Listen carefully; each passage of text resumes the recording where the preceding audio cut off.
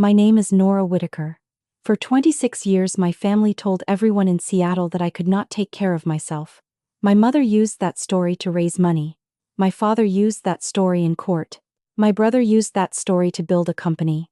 And I believed it because when the people who raised you call you broken long enough you stop looking for proof.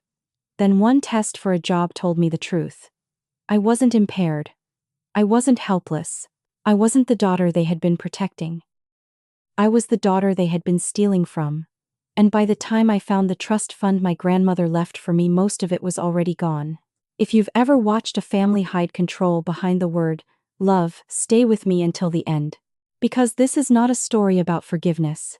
This is a story about paper. The kind of paper that can bury a person, and the kind that can finally dig her out. I grew up in a tall gray house in Queen Anne, the kind of Seattle house people slowed down to look at. It had wide windows, polished stone steps, and a view of the city that made every adult visitor say the same thing. You must feel lucky. I learned to smile when they said that. Not because I felt lucky, because smiling was safer than explaining. In our house, my father's voice was the final version of everything. Malcolm Whitaker was a corporate attorney. He did not yell. He did not slam doors. He did not need to. He could make a room go quiet by adjusting his cufflinks. He could make a waiter apologize for a mistake the waiter had not made. He could make my mother stop mid-sentence with one look across the dinner table. And he could make me doubt my own memory with 5 calm words. That's not what happened, Nora. My mother, Celeste Whitaker, was softer in public. People adored her. She had the kind of face that looked kind even when she was calculating something.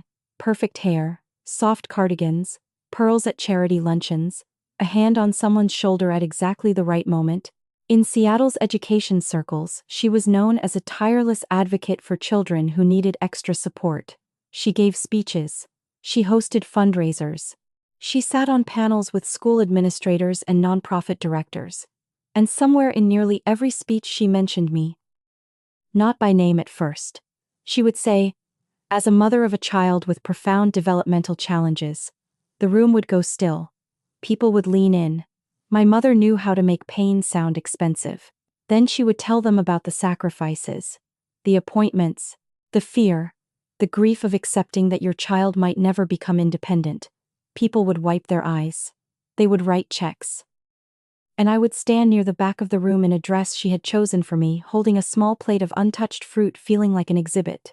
When I was little, I did not understand what she was doing.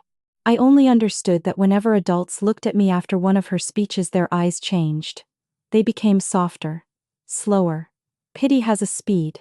People spoke to me as if every word needed a cushion around it. How are we doing today, sweetheart? Do you like your pretty dress? Your mommy works so hard for you.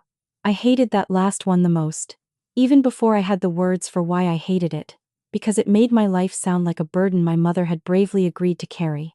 At home, she said it differently. Nora, honey, you know things are harder for you. Or let mommy handle that. It's too complicated. Or you get overwhelmed when you try to make decisions. I accepted those sentences the way a child accepts weather. They were always there. By the time I was 8, I knew I was not supposed to ask why my brother Evan was allowed to do things alone and I was not. Evan was 3 years older than me, and in our family that somehow meant he was born with a crown. He was allowed to be messy, loud, ambitious, impatient. When Evan argued, he was passionate. When I argued, I was dysregulated. When Evan forgot something, he was busy. When I forgot something, my mother touched my shoulder and said, "This is why we keep systems in place." I was placed in support classes before I fully understood what support meant. A woman at school would sit beside me while I worked through worksheets that were too easy. If I finished early, she would smile and say, "Good effort, not good work, not smart, good effort." I learned to slow down because finishing fast made adults uncomfortable. I learned to ask for help I did not need, because independence made my mother anxious. Or maybe it made her angry. At the time, I did not know there was a difference. There were moments when the truth came close to the surface. In 4th grade, I finished a pattern recognition test, before the rest of the room had turned the first page. The school psychologist looked at my paper, then at me. He said, "Did someone help you practice this?" I shook my head. He frowned like my answer had created a problem. 2 weeks later, my mother told me that testing could be confusing, and that I should not worry about numbers. Some tests are not made for children like you, she said. Children like me. That phrase followed me through my life like a hand on the back of my neck.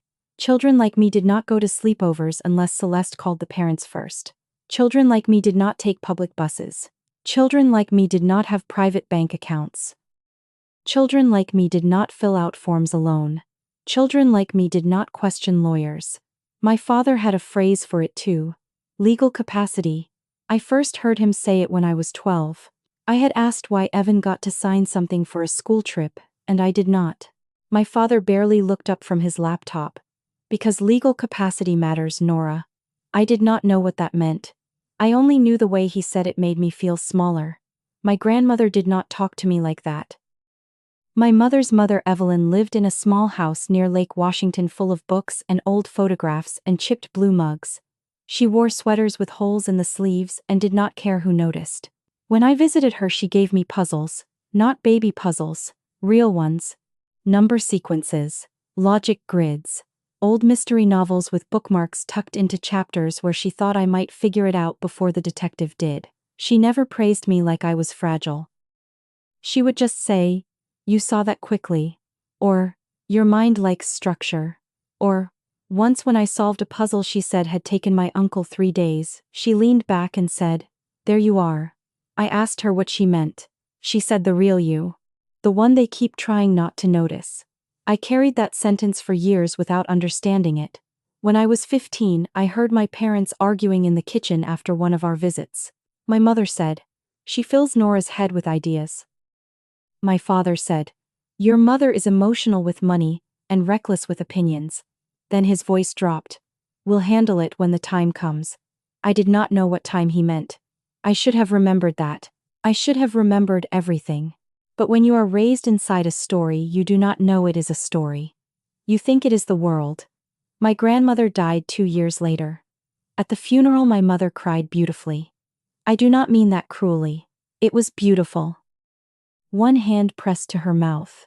One tissue folded perfectly. Her voice cracking at exactly the moment people expected it to crack. I cried like my body had forgotten how to breathe. My grandmother had been the only person who looked at me and saw someone arriving, not someone failing to arrive. After the service, a lawyer I did not know tried to speak to me. He was older with silver hair and a black folder tucked under one arm.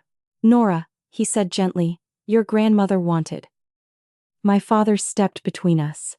"I'll handle all estate communications." The man looked uncomfortable. My father smiled. The conversation ended. A week later, my mother gave me a small envelope. "Your grandmother left this for you," she said. Inside was a note in my grandmother's handwriting. "Don't let them make you smaller than you are." That was all. I asked if there was anything else. My mother blinked too quickly. "Your grandmother loved dramatic little notes," she said. "You know how she was." Then she put the envelope in a drawer in her office. For safekeeping. I did not see it again for years. When I turned 18, nothing changed in a way I could see. That was the strange part. Other kids talked about adulthood like a door. Driver's licenses, dorm rooms, bank accounts, signing leases, voting. My 18th birthday was a dinner at a seafood restaurant where my father ordered for me because he said the menu was overwhelming. Evan made a joke about me finally being legal. Then my mother gave him a look and he stopped. I remember my father checking his phone under the table. I remember my mother asking if I was tired. I remember the waiter placing a candle in front of me and saying, "Make a wish."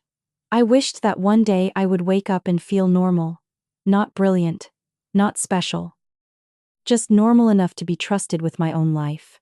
3 days after that dinner, my father drove me to an appointment with Dr. Lionel Pierce. Dr. Pierce had been around so long I did not think of him as a doctor. He was simply another adult who used gentle words to make decisions about me. His office smelled like coffee and old carpet. He asked questions I had answered before. Did I struggle with frustration? Did changes in routine upset me? Did I understand financial decisions? Did I feel anxious when separated from my family? I tried to answer honestly. Yes, I felt anxious when people made decisions for me. Yes, I got frustrated when no one explained things. Yes, I wanted to understand money. Doctor. Pierce nodded as if each answer confirmed something sad. My father sat beside me the whole time. Not in the waiting room. Beside me. When Dr. Pierce asked if I felt capable of living independently, I looked at my father. He did not move. He did not threaten me. He just waited. I said I don't know. Dr. Pierce wrote something down. That sentence became a cage. I did not know it then. I only knew that after 18 my father started using more formal language: conservatorship, guardianship, medical consent, financial protection. He said those words around me as if they were weather reports. Nothing to worry about. Just systems. Just protection. Just adults doing what needed to be done. And every time I felt the old anger rise in my throat, my mother would touch my hand and whisper, "This is hard, because you don't process stress the way other people do." So I stopped saying I was angry. I called it stress. I stopped saying I was trapped. I called it support. I stopped saying I wanted my own money. I called it confusion. By 26 I had become very good at living quietly inside other people's definitions. Then I applied for the job. It was not a glamorous job. That was part of why I wanted it. A data security contractor outside Seattle needed analysts for risk modeling in logistics systems tied to defense contracts.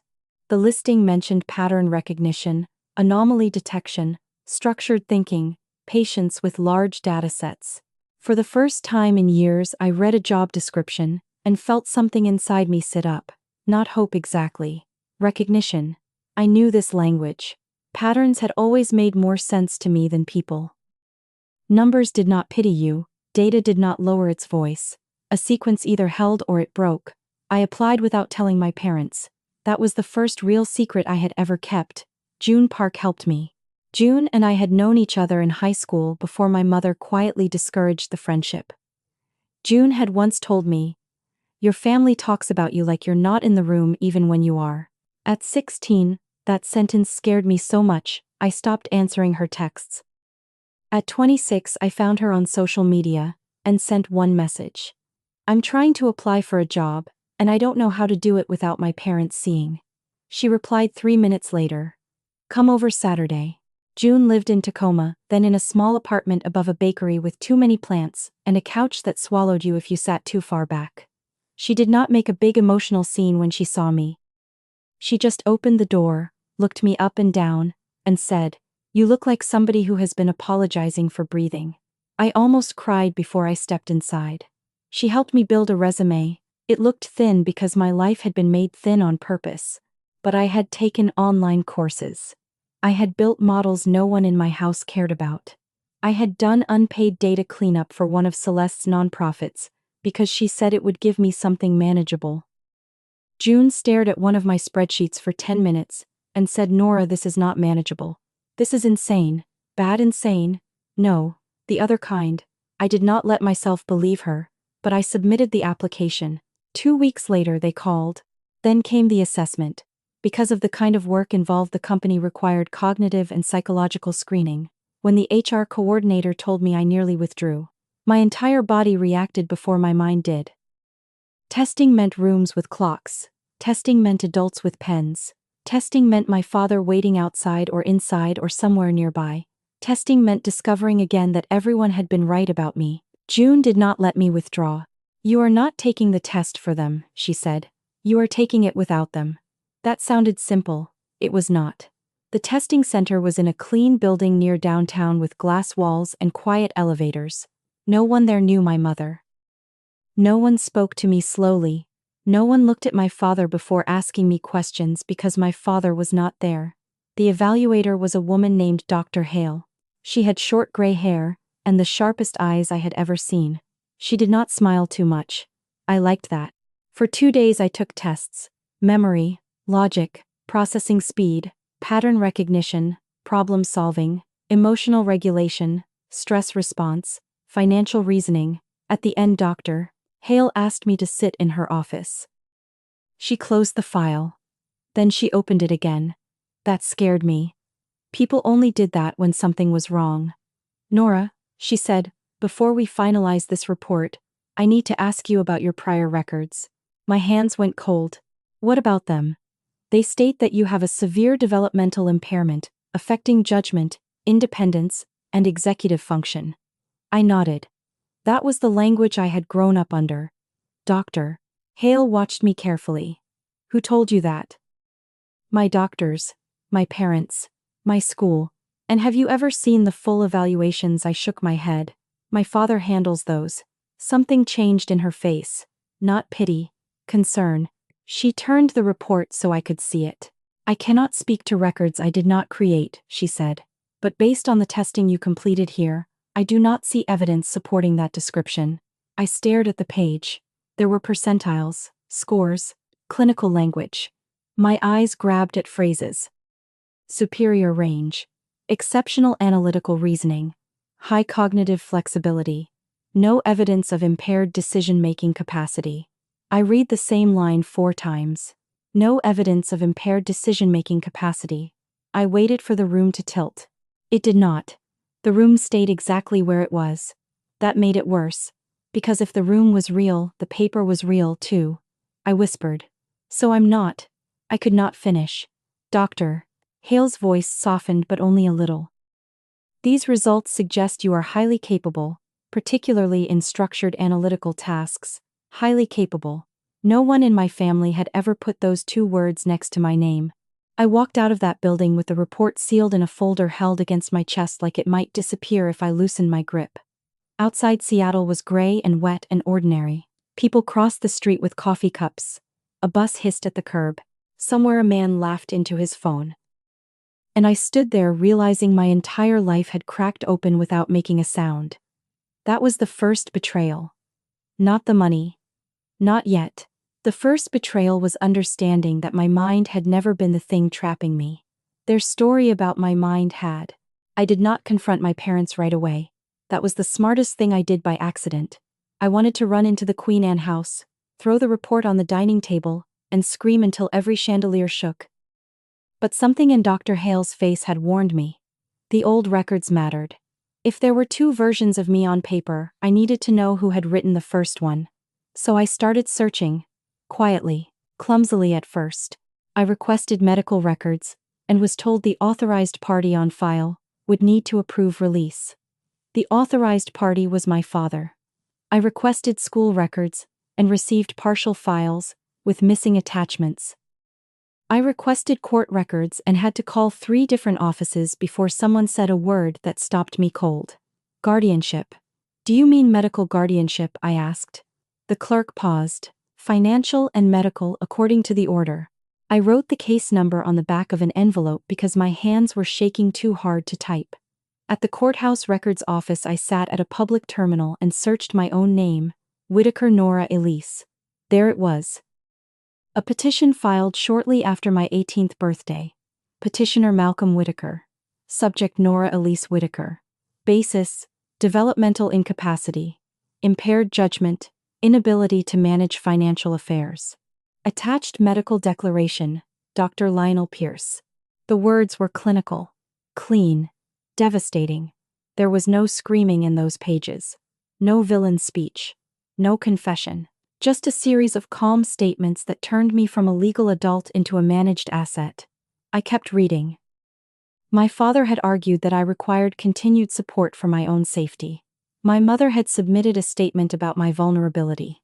Dr. Pierce had written that I was unlikely to develop full independent capacity. There was a line about financial exploitation risk. I almost laughed. It came out like a cough. Financial exploitation risk. They had named the danger, then used it as a door. The court had granted guardianship. No one had asked me what I wanted in any meaningful way. Or maybe they had. Maybe that appointment with Dr. Pierce had been the answer they needed. I don't know. I only know my I don't know became my father's signature. Then I found the trust. It was referenced in a supplemental filing. The Evelyn Rowe Whitaker Trust. Beneficiary Nora Elise Whitaker. My grandmother had not left me only a note. She had left me money. A lot of it. Enough to pay for college. Enough to live independently. Enough to choose a life without asking my father for permission. The trust had been created before she died and structured for my benefit. My father had become involved as guardian and financial decision-maker. There were references to distributions, account management, protective oversight, My skin felt too tight. Every phrase sounded like a locked door. I thought of my mother telling rooms full of donors that she had sacrificed everything for me. I thought of my father ordering my dinner when I was 18. I thought of Evan in expensive sneakers talking about seed funding and product vision. I thought of my grandmother's note.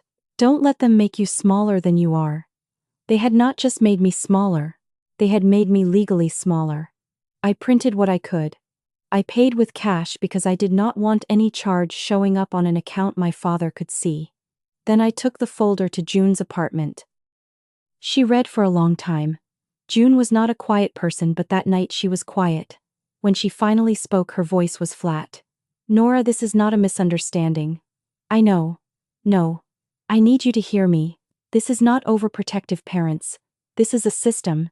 That word stayed with me. A system. A lie is one person saying something false. A system is when the lie gets forms, signatures, witnesses, and a filing date.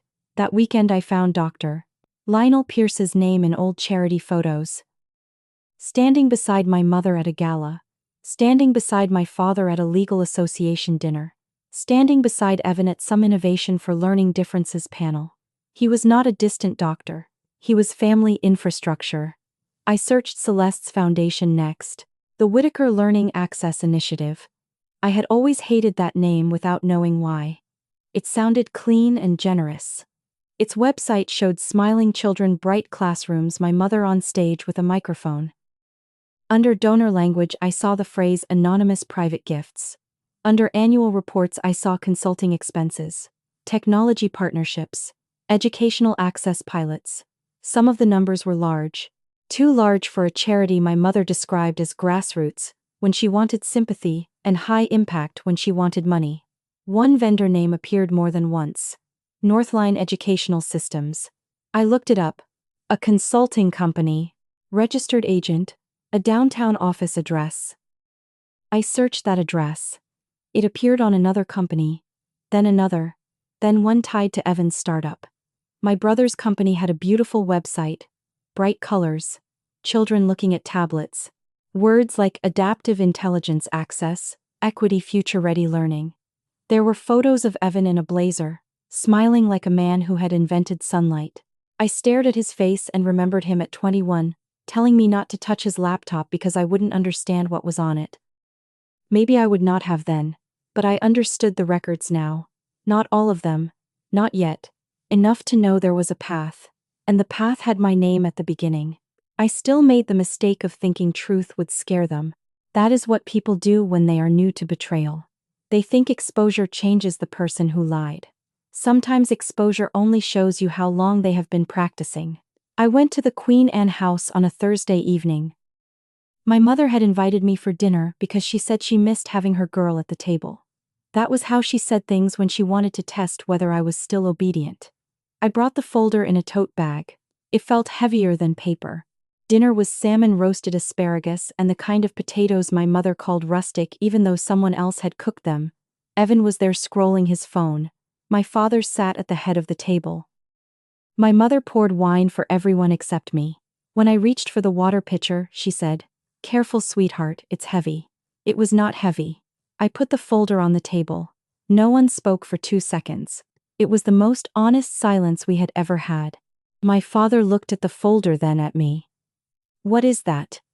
"My records." My mother's hand tightened around her glass. Evan stopped scrolling. I opened the folder. I had an independent cognitive evaluation. My father leaned back. "Why?" "For a job." My mother's face shifted into concern so quickly it looked rehearsed. "Oh, Nora. What kind of job?" "A data security analyst position." Evan laughed once. Not loudly. Just enough. I looked at him. He looked away. I slid the report across the table. My father did not pick it up. "That was unwise," he said. I almost smiled. Not wrong, not impossible. Unwise. A lawyer's word. The evaluator says there's no evidence I lack decision-making capacity. My mother placed a hand over her chest. "Honey, those tests can be very confusing." I kept my eyes on my father. I also found the guardianship order. Now he picked up the report. Slowly. That is a legal protective arrangement. You filed it 3 days after my 18th birthday. For your benefit. And the trust? My mother's eyes filled with tears. Not the sudden kind. The prepared kind. My father said, your grandmother's estate required responsible management. Why didn't anyone tell me? Because you were not equipped to understand it. There it was. The old sentence in a new suit. I pulled another page from the folder. Doctor. Pierce signed a diagnosis, saying I had severe developmental impairment. My father's voice cooled. Dr. Pierce is a respected clinician. He's your friend. He is a medical professional. He attends Mom's fundraisers. My mother said, how dare you turn people who helped you into enemies? That was when my anger broke through. Not as screaming. Something worse. Clarity. You used me. The room froze. I looked at my mother. You stood on stages and told people I would never be independent. I looked at my father. You used that same story in court. Then I looked at Evan. And somehow everyone in this family got more money, more sympathy, or more power from me staying small. Evan pushed his chair back. That's insane. My father set the report down. Nora, listen to yourself. No. You listened to me. My voice rose. I wish it had not. I wish I had stayed cold. But I had spent 26 years being corrected for emotions I had every right to feel. So yes, my voice rose. My father watched it happen. Then he used it. This is exactly what concerns us, he said. My mother whispered Malcolm. He lifted one hand. No drama. Just control. Nora, you are escalating. You are making accusations you do not understand. I understand enough. You understand fragments. You have taken legal documents out of context and built a paranoid narrative around them. The word hit the table like a blade. Paranoid. I saw my mother's tears become useful. I saw Evan relax. I saw, too late, the shape of the trap. My father continued. As your legal guardian, I still have responsibilities. If you are a danger to yourself or unable to regulate, I can request an emergency psychiatric evaluation. The room went silent again. But this time I was the only one surprised. You'd do that, I asked. My father's face did not change. I would do whatever is necessary to keep you safe. There are sentences that sound loving until you hear the lock inside them. I gathered my papers with hands that would not stop shaking. My mother stood. Please don't leave like this. I looked at her. She was crying now. Really crying maybe. But not for me. For the story slipping out of her hands. You told the world I couldn't grow up, I said. Then you panicked when I did. My father's voice followed me to the door. The court does not care what you feel, Nora. It cares what is on paper. That was his mistake. He reminded me where the battlefield was. The next morning my bank card declined at a grocery store. Not once, 3 times. The cashier was kind about it, which made it worse. I stepped aside and checked the app. Account access restricted. I called the bank from the parking lot. The representative used a careful voice and said the account had been frozen by authorized instruction from the legal fiduciary. My father, 20 minutes later, the data security company emailed. Thank you for your interest. Due to unresolved legal and guardianship concerns identified during background verification, we are unable to move forward at this time. I read that sentence until the words stopped looking like words. The job was gone. The money was gone. The house was not mine. The records were against me. By noon my mother had texted 6 times. Please come home. Your father is worried. We can talk when you're calm. You're not in trouble. That last one almost made me throw the phone across the parking lot. I was not in trouble. I was trouble. That was worse. I went back to the Queen Anne house only once more. Not inside. I parked 2 blocks away. Waited until my mother left for a luncheon, then used the side door code. They had never changed, because they never thought I would use it without permission. I took clothes, my laptop, a box of old notebooks, and from my mother's office drawer I took my grandmother's envelope. The note was still inside. Don't let them make you smaller than you are. Under it, folded twice, was a second page I had never seen. It was not emotional. It was practical. A short letter from my grandmother explaining that she had created the trust, so I would always have options even if the people around me called their control love. I sat on the floor of my mother's office and read that line with my hand over my mouth. Even if the people around you call their control love, my grandmother had known, maybe not all of it, but enough. I left before anyone came home. June opened her door before I knocked twice. She looked at the suitcase, then at my face.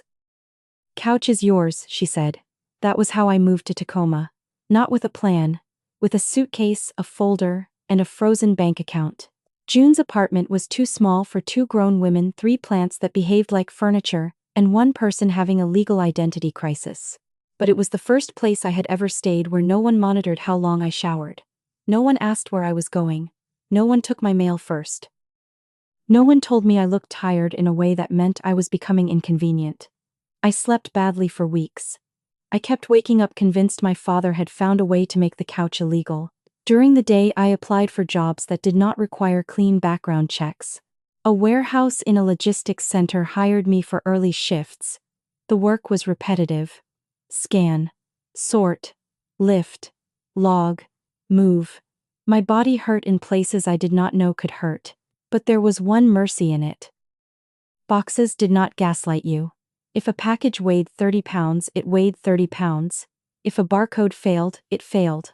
Nobody told the scanner it was being emotional. At night I looked for lawyers.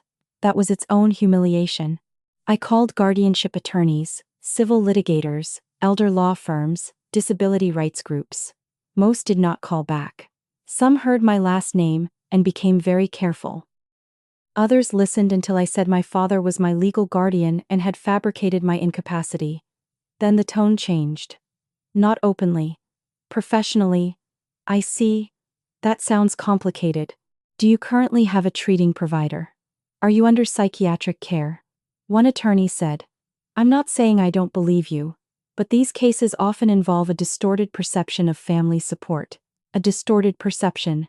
The phrase stayed under my skin for days. That was the genius of what my father had done. He had built a story that defended itself. If I was calm, I was coached. If I was angry, I was unstable. If I had evidence, I was fixated. If I wanted my money, I was financially vulnerable. If I said they were lying, the lie explained why I would say that. I started to understand why people stop fighting. It is not always weakness. Sometimes the cage is designed to punish every movement. One night after my 6th rejection, I sat on June's kitchen floor because the table was covered in my papers and I did not have energy to move them. June handed me a mug of tea. I said, "Maybe I sound crazy." She sat down across from me. "You sound like someone explaining a crime that was designed to sound like care." I laughed once. It came out ugly. "No one believes me. Then stop asking them to believe your feelings." I looked at her. She pointed at the papers. "Make them read the records." That sentence changed the way I fought. The next lawyer I contacted was Harriet Sloan. I found her through an article about financial guardianship abuse. She had represented adults whose families had used legal arrangements to control housing, medical care, inheritance, and money. Her office was not downtown polished. It was in a brick building with a broken elevator and a waiting room full of mismatched chairs. Harriet herself was in her late 60s with white hair cut blunt at her jaw, and a voice that sounded like it had no interest in comforting anyone for free. She read silently for 40 minutes. I sat across from her sweating through my shirt. At the end she took off her glasses. "Your cognitive report is useful," she said. My chest loosened. "But it is not enough." My chest tightened again. She tapped the guardianship order. "To terminate this, we can argue capacity. Strongly. But if you want accountability, if you want the court to understand why this happened, we need more than proof that you are capable." "What do we need?" "Money." "I don't have money." "No," she said. "We need to know where yours went." For the first time, a professional adult was not asking me how I felt. She was asking what could be proven. Harriet gave me homework. Not encouragement. Homework. Request every annual accounting. Pull charity filings. Search business registrations, track vendors, match dates, preserve communications. Do not confront anyone again without counsel. Do not answer emotional messages from your mother.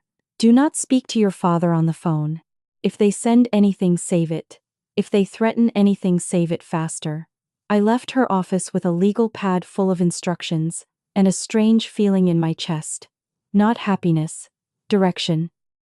Direction is what hope looks like before it learns to smile. For the next 3 months, my life became very small and very sharp.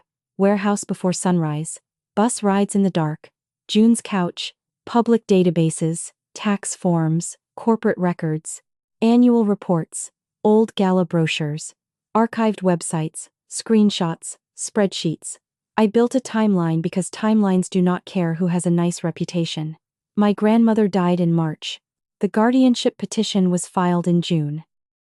The first trust distribution under Malcolm's management happened in August. Celeste's foundation reported an anonymous private gift in September. Northline Educational Systems received consulting payments in October. Evan's startup announced a new product pilot in November. I stared at those dates until they stopped being dates and became footsteps. Trust, charity, vendor, startup. Again and again, the amounts changed. The language changed. The path did not. Some payments were buried under educational program development, some under adaptive technology consulting, some under strategic access initiatives. It was all very beautiful, very mission-driven, very clean. But when I looked at the companies receiving the money, they had thin websites, shared addresses, recycled officers, and no real public work. One was registered to an office suite I recognized from my father's old firm. One had a manager who had served on a board with Celeste. One had a domain registered 2 days before receiving its first payment. Then there was Evan. Evan's startup had been covered in local business media as a promising AI education company. The articles called him a founder to watch, a visionary, a bridge between technology and equity. I watched one video interview where Evan said, "My family taught me that access matters." I paused the video right there. My family taught me that access matters. He said it with a straight face. My money had taught him that. My silence had taught him that. My diagnosis had paid for that sentence. I sent everything to Harriet. She did not reply for 2 days. When she did, the email had one line. "Come in tomorrow." I knew from her face that I had found something real. Harriet laid out my spreadsheet beside the filings she had requested through formal channels. "You have a pattern," she said. I did not breathe. She continued. "Trust distributions under your father's control. Transfers framed as support or educational initiatives. Funds moving into your mother's foundation. Then out to vendors connected to your brother's company. This is not complete yet, but it is strong enough to request an accounting and push for termination. Can we prove they stole it?" Harriet looked at me over her glasses. "We prove facts. Let the facts say ugly things." That became our rule. No dramatic claims. No family language. No begging, no speeches. Facts, dates, dollars, signatures, roles, duties, conflicts. My father had spent his life teaching me that paper mattered more than feelings. So I learned paper. Before the filing went in, Evan came to Tacoma. I do not know how he found the apartment. Maybe my father tracked something. Maybe my mother called around. Maybe Evan knew more about my life than he had ever admitted. June was at work. I came home from the warehouse and found him standing outside the building in a navy coat, looking deeply uncomfortable near a dumpster. For 1 second he looked like my brother. Not the founder. Not the golden child. Just Evan, older and tired, with the same crease between his eyebrows he had when we were kids, and he had broken something he did not want to admit breaking. "Nora," he said. I did not invite him upstairs. We walked to a coffee shop 2 blocks away. I bought nothing. He bought coffee and did not drink it. "You need to stop," he said. No hello. No apology. Just that. I almost stood up. But I stayed. "Stop what?" "This legal thing." "You mean the part where I ask what happened to my money?" His jaw tightened. "You don't understand what you're doing." I smiled a little. That sentence used to work on me. It did not anymore. "Then explain it." Evan looked around as if the barista might be an undercover court reporter. "Dad could lose his license." "Good." He flinched. "Mom's foundation could collapse." "It should. My company employs people, Nora, with money from my trust. He leaned forward. You don't know that. I opened my bag and placed one page on the table. Not everything, just enough. His face changed. It was small, but I saw it. The moment denial became strategy. I didn't know all the details, he said. That's not the same as not knowing. You think I was sitting in meetings asking, is this stolen from Nora? No. I think you learned not to ask questions that might make you less successful. That one landed. He looked down at his coffee. For a second I thought he might say he was sorry. Instead, he said, do you have any idea what happens if this goes public? I laughed quietly. There it is. Nora. No. There it is. Not what happened to me. Not whether I'm okay. Not whether Dad lied. What happens if people find out? His face hardened. You're going to burn down the whole family because you're angry. The old shame rose up. For a moment I was back at the dining table being told my feelings were symptoms. Then I looked at my brother in his expensive coat with his untouched coffee asking me to protect the life he built from the life they denied me. And the shame died. Which family? I asked. He blinked. The one that raised me. Or the one that used my name as a bank account? Nora, that's not fair. You want fair? I pulled the page back. You got investors. I got evaluations. You got introductions. I got restrictions. You got called a founder. I got called incapable. And when the money ran through all of it somehow, it ended in your company. He said my work matters. So did my future. He looked angry then. Really angry. Not scared for me. Scared of me. My company can still help people, he said. Kids who need support. Families who don't. My voice was quiet enough that he stopped. Do not use children like me to justify stealing from me. His mouth opened. Nothing came out. I stood. He whispered, Dad can make this disappear. I looked down at him. No, Evan. Dad made me disappear. I'm just coming back with receipts. Then I said the sentence I had needed 26 years to earn. You didn't build a future. You spent mine. I left him sitting there. For the first time in my life, my brother looked smaller from a distance. Harriet filed the petition the following week. Petition to terminate guardianship. Motion for independent accounting. Request for trust audit. Allegations of breach of fiduciary duty. Potential misuse of protected person's assets. Protected person. I hated that phrase. But Harriet said, let them choke on their own vocabulary. My father responded exactly as she predicted. Calmly. Aggressively. Legally. He argued that I was being influenced by outsiders. He claimed June was unstable. He called Harriet opportunistic. He submitted a declaration from Dr. Lionel Pierce, stating that my recent behavior was consistent with emotional dysregulation, paranoia, and poor judgment under stress. The report from Dr. Hale contradicted him. My father attacked the report. He questioned the testing conditions. He questioned whether I had been coached. He questioned whether I understood the consequences of litigation. Every word was designed to turn my resistance into evidence of illness. My mother submitted her own declaration.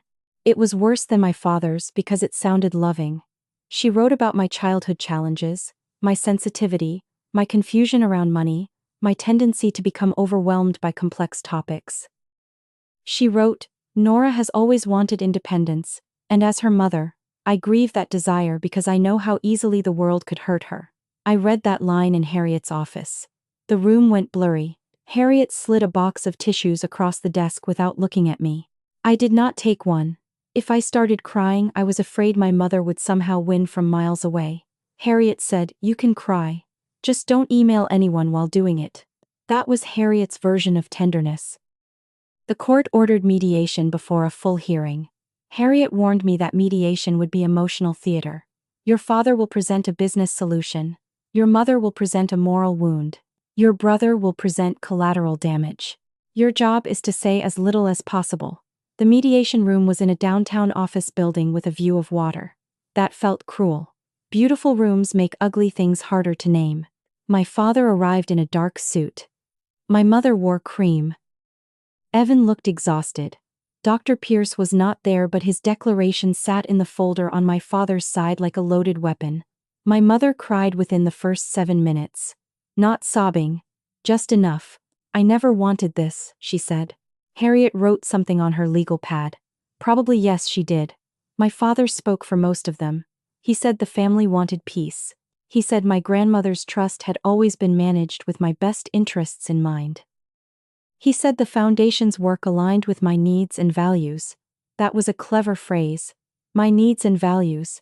I wondered how often he had used my supposed needs to fund other people's values. Then he made the offer. He would voluntarily support terminating the guardianship. Immediately, no drawn-out fight over my capacity. No more frozen accounts. No more legal status hanging over my head. I could be free. All I had to do was sign a broad release, waiving all claims against him, my mother Evan, the foundation and related entities. No further audit, no civil action, no professional complaints, no public statements, no recovery efforts.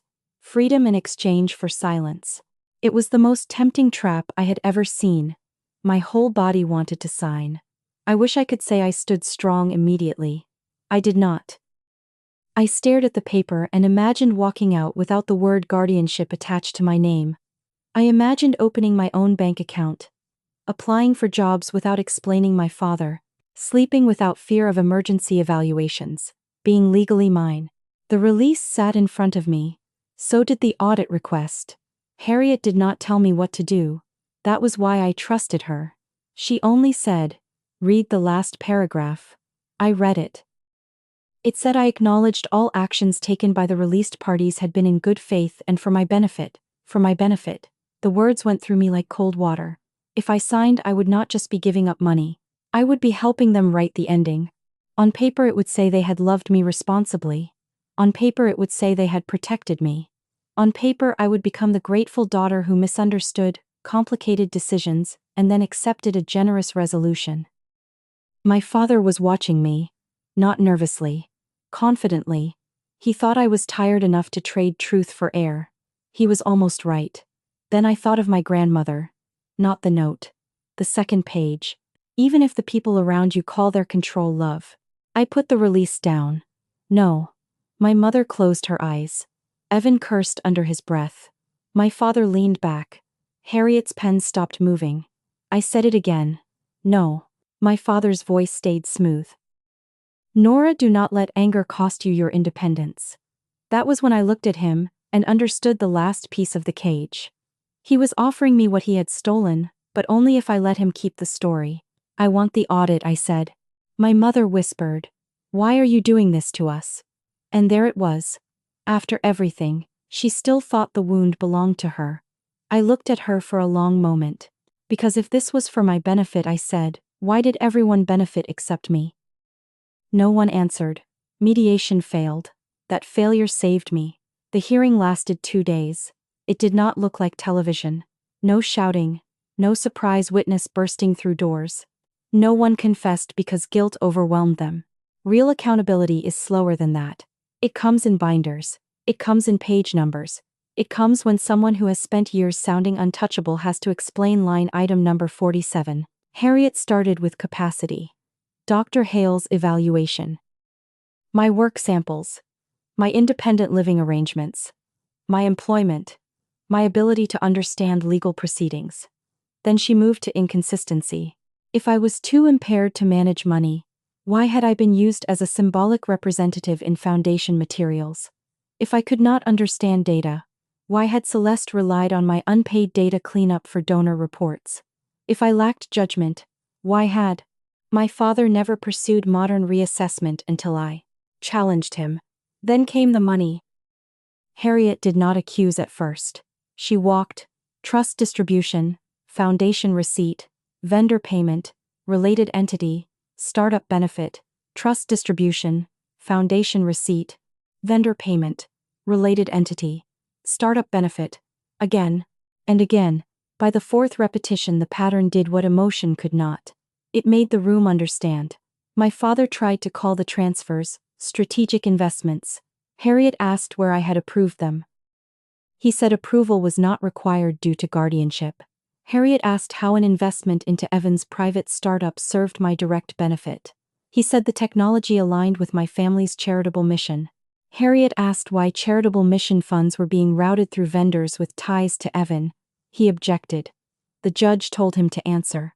For the first time in my life, I saw my father forced to respond to a question he could not reframe. He said the structure was recommended for efficiency. Harriet asked efficiency, for whom he looked at the judge. Not at me. That told me everything. My mother testified next. She performed grief well. She said she had dedicated her life to helping families like ours. Harriet asked if the foundation had used my story in fundraising. My mother said, in general terms. Harriet showed gala transcripts. My mother said she never named me. Harriet showed a donor email mentioning Celeste's daughter Nora. My mother said donors often personalized stories. Harriet showed a photograph of me at a fundraiser beside a campaign display. My mother's face tightened. I remembered that night. The dress. The fruit plate. The pity. Harriet asked, did Nora consent to being used in foundation fundraising materials? My mother said Nora was part of our family's journey. Harriet said, that was not my question. My mother looked at me then. Not with love. With accusation. As if my refusal to stay quiet had embarrassed her in public. That look hurt more than the testimony. Because grief can be complicated. Fear can be complicated. Even control can dress itself in confusion. But that look was simple. She was angry that I had taken back my face. Evan did not testify that day. His attorneys fought it. The financial documents spoke loudly enough. But one email from him was entered into the record. It had been sent to Malcolm after a delayed transfer. Need the next tranche before payroll, or the whole thing cracks. The whole thing. Not a scholarship. Not a therapy program. Not support for me. Payroll. His company. His dream. My trust. Then Dr. Pierce. He was less confident than I remembered. Older. Sweat at his temples. Harriet asked about his relationship with my father. He called it professional. She listed dinners, panels, donor events, advisory meetings. He adjusted his glasses. She asked when he last performed a full independent reassessment before supporting continued guardianship. He gave a long answer. Harriet repeated the question. He admitted it had been years. She asked whether he had reviewed my recent cognitive testing before submitting his declaration. He said no. She asked whether his declaration described me as unstable based primarily on reports from Malcolm and Celeste. He said he had considered family observations. Harriet let the silence sit. Then she said, so the people whose control she is challenging are also the source of the evidence you used to argue she should remain under their control. My father objected. The judge allowed the answer. Dr. Pierce said, in part. In part. That tiny phrase opened a door. Not because it was dramatic. Because it was honest enough. The judge did not rule immediately. Those hours waiting were some of the longest of my life. I sat in the hallway with Harriet. June was on my other side. My parents were down the hall. Evan was not there. At one point my mother walked toward the restroom and stopped near me. For a moment I thought she might say something real. Something without an audience. She looked at me and whispered, you have no idea what you've done. I looked at her cream coat, her perfect hair, her tired eyes. Then I said, I know exactly what I've done. I put the truth on paper. She walked away. When we went back inside, the judge spoke for less than 10 minutes. The guardianship was terminated. Effective immediately. The court found sufficient evidence that I had decision-making capacity. The court ordered a full independent accounting of the trust. The court referred concerns about fiduciary conduct for further review. I heard the words. But my body did not trust them. Not at first. I looked at Harriet. She nodded once. Only then did I understand. I was legally my own person. No one clapped. No music played. My father did not collapse. My mother did not apologize. The world did not split open and remake itself. The judge moved to the next matter. That is how freedom arrived. Not like thunder. Like a stamp. Outside the courtroom my father approached me. Harriet stepped between us. He looked over her shoulder. You have been manipulated, he said. I almost laughed. Even then, even after the ruling, he needed me to be someone else's puppet because the alternative was that I had become myself. I said, no, I've been documented. He stared at me. I added, there's a difference. That was the last thing I said to my father in person. The audit took months. People think the truth is the ending. It is not. Sometimes the truth is just the part where you finally know exactly how much was taken. The accounting showed what Harriet expected, and what I feared. Most of the trust was gone, not all. Enough remained to prove it had existed.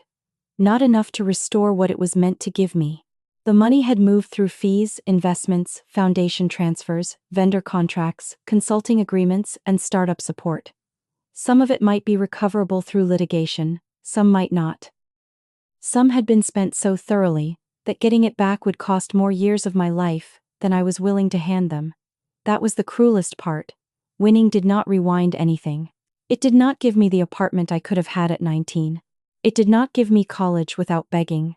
It did not give me the confidence I might have built if people had told me the truth about my own mind. It did not give me a mother who saw me as a daughter instead of a fundraising wound.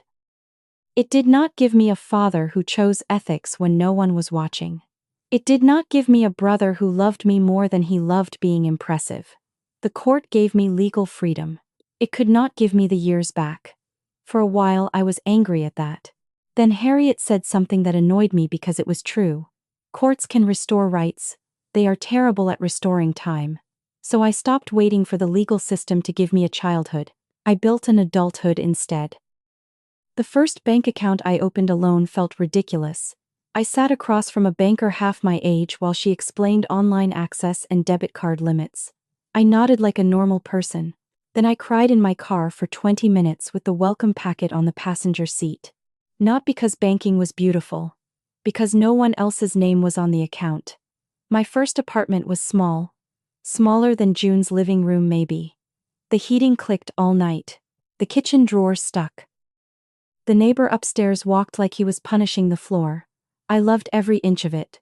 I bought a cheap table and assembled it badly. One leg stayed uneven no matter what I did. June came over, looked at it and said, "That table has been through a lot." "So have I." "Yeah, but you're standing better." I got another data job. Not the defense contractor. That door had closed. At first, I hated that. Then I found a logistics analytics firm willing to look at my actual work instead of my family's legal smoke. The interview panel gave me a dataset and a problem. No one asked if my father approved. No one called my mother. No one mentioned Dr. Pierce. I found the anomaly in 40 minutes. One interviewer said, "Most people miss that." I said I was trained to notice patterns people hoped I wouldn't see. He thought I was joking. I was hired 2 weeks later. My first paycheck arrived on a Friday morning. Direct deposit. My name, my account, my money. I opened the app 3 times to make sure it was still there. Then I printed the pay stub. Not because I needed it.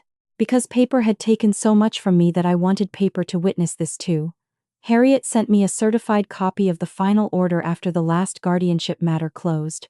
I kept it in a blue folder beside my grandmother's note. People ask why I keep painful documents. I do not keep them to suffer. I keep them because for years the only official version of me belonged to someone else. Now I have my own file. My mother texted 6 months after the ruling. "After everything, I'm still your mother." I stared at the message for a long time. There had been a period when those words would have broken me. Still your mother. As if biology were a lifetime access code. As if the title alone erased the testimony, the fundraisers, the frozen accounts, the way she cried for herself when I told the truth. I did not answer that day. Or the next. A week later I wrote one email. Not emotional. Not cruel. Clear. I told her I would not meet privately. I told her not to contact my employer. I told her all legal or financial communication had to go through Harriet. I told her I would not discuss forgiveness while there were still unresolved consequences. I told her being my mother did not give her permission to manage my reality. I read it 5 times. Then I deleted 3 sentences that were only there to make her understand. That was another kind of freedom. Not trying to make someone understand what they had benefited from not understanding. I sent the email. She replied 2 hours later. "I hope one day you heal enough to see how much we loved you." I did not respond. My father sent one letter. Typed. Formal. Cold. He said I had destroyed the family. He said I had allowed resentment to override gratitude. He said consequences were spreading beyond what I could comprehend. He said Evan's company was under review. He said Celeste had stepped down from public leadership at the foundation. He said his professional reputation had been damaged by incomplete narratives. Incomplete narratives. That phrase was so perfectly him that I almost admired it. Even after everything, he was still trying to edit the caption under the crime. I put his letter in the blue folder too. Not because it hurt me. Because someday if I ever doubted why I left, I wanted evidence. One Saturday, almost a year after the hearing, I walked through downtown Seattle after meeting June for lunch. It was raining lightly, the way Seattle rain sometimes feels less like weather and more like an opinion. Across the street, a hotel lobby was set up for an education nonprofit event. Through the glass I saw banners. Not my mother's foundation. Another organization. Different colors, different faces. For a second, I saw myself at 15 in a dress I had not chosen, holding fruit I did not want, while strangers felt generous because my mother had made my future sound tragic. I stopped walking. June noticed.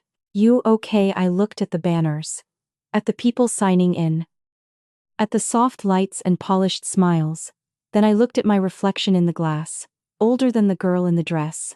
Tired in some ways, clearer in others. "Yes," I said. And I meant it. I did not go inside. I did not need to confront every room that had once misunderstood me. Some rooms lose power when you stop auditioning for them. I walked past. That was the ending my family would never understand. They thought the hearing was the punishment. They thought the audit was the revenge. They thought public embarrassment was the point. It was not. The point was that I now decide which doors I enter. I decide who gets my records. I decide what my money does. I decide which calls I answer. I decide when a conversation is over. I decide what love is allowed to cost me. My grandmother wrote, "Don't let them make you smaller than you are." For years I thought that meant I had to prove I was big, brilliant, strong, unbreakable. I know better now. It means no one gets to shrink your life to fit their lie. Not a parent. Not a doctor. Not a court order. Not a brother with a dream. Not a mother with an audience. Not a father with perfect paperwork. They did not protect me because I was broken. They broke the record so they could protect the money from me. And when the money was mostly gone, I still had one thing they had spent years trying to keep out of my hands. My name. Not the diagnosis. Not the role. Not the daughter in the speech. Not the protected person. Nora Whitaker. Adult. Capable. Free. If this story made you angry for Nora, comment boundary. If you've ever seen someone use paperwork, money, medical labels, or family reputation to control another person, comment